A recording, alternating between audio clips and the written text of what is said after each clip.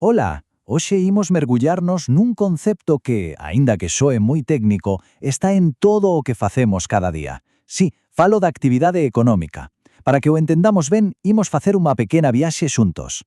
A mellor forma de entender que é iso da actividade económica é seguir o rastro dun produto, algo que coñecemos ben.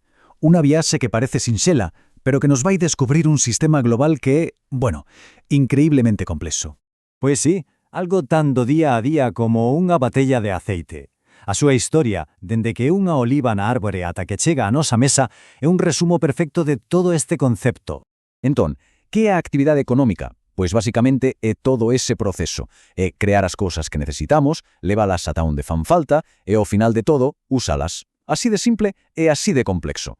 Para que nos entendamos, este gran proceso ten tres fases moi claras: a produción, a distribuición e, por último, o consumo.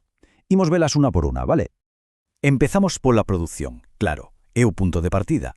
Pero ollo, para fabricar algo, como un noso aceite, primeiro necesitamos a base de todo, o ingrediente principal. A iso chamámoslle materia prima. E aquí temos unha distinción fundamental. Por un lado está a materia prima, que sacamos directamente da naturaleza, como as olivas. E polo outro, o produto elaborado, que é o resultado de transformar esa materia prima. Neste caso, o noso aceite de oliva. Vale, xa temos o aceite embotellado. E agora que? Non vai quedar aí collendo pó na fábrica, non? Pois non. Aquí entra en xogo a distribución, que é, nin máis nin menos, que toda a loxística para que ese aceite chegue ás tendas e supermercados. E con isto pechamos o círculo. O consumo. No momento en que alguén abre esa botella na casa para botarlle un fío de aceite a unha ensalada, complétase a viaxe. O ciclo económico dese produto chega ao seu fin. Xa entendemos o proceso. Producción, distribución, consumo. Pero, quen move todos estes fíos? Quen son os protagonistas desta historia?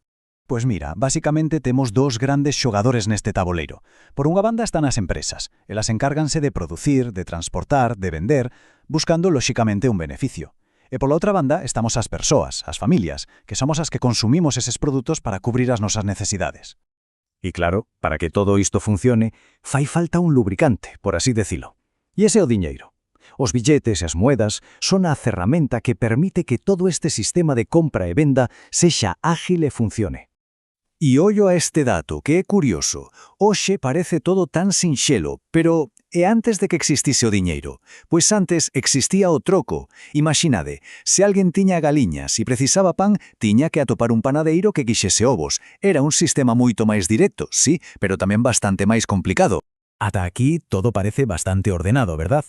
Pero a realidade é máis complexa. Esta actividade económica, tal e como a coñecemos, ten consecuencias, e non todas son boas. Imos ver un dos seus maiores retos. E aquí témolo, un dos problemas máis graves. As cifras falan por si soas. A ver, parémonos a pensar nisto. Só o 10% da poboación mundial acumula o 75% de toda a riqueza, mentras a metade máis pobre do planeta ten que arranxarse cun mísero 2%. Esta desigualdade é, sen dúbida, un dos desafíos máis grandes do noso tempo. Entón, que facemos? Quedámonos de brazos cruzados? Non. Hai unha saída. Hai unha idea que está a cambiar as regras do xogo e que busca construir un sistema máis xusto e, sobre todo, máis respetuoso co planeta. Chámase desenvolvemento sostible. E a idea é genial, porque non se trata de parar o mundo, non. Trátase de facer as cousas doutro xeito, de pensar en como satisfacer as nosas necesidades hoxe, pero sen hipotecar o futuro dos que veñen detrás. E o importante disto é que a sostenibilidade non é só ecoloxía, non é só poñer paneis solares, non. É un equilibrio, como un tallo de tres patas. Ten que ser sostible no económico, cunha riqueza mellor repartida, no ambiental, protexendo o noso fogar, e no social, asegurando que ninguén quede atrás. E que non pareza que isto é só unha declaración de boas intencións. Non, isto vai en serio. De feito, no ano 2015, casi 200 países puxéronse de acordo nunha folla de ruta común, os 17 Obxectivos de Desenvolvemento Sostible, un plan de acción global para un futuro mellor. Entón, se hai unha idea coa que hai que quedar de todo isto, é esta. A actividade económica non é un fin en si mesma. É unha ferramenta. E como tal, ten que estar ao servizo do benestar das persoas e do planeta, tanto hoxe como no futuro. E rematamos con esta pregunta que en realidade é unha invitación a reflexionar, porque ao final cada pequena decisión que tomamos no noso día a día, como consumidores e como cidadáns, forma parte desta gran viaxe económica. Gracias por acompañarnos.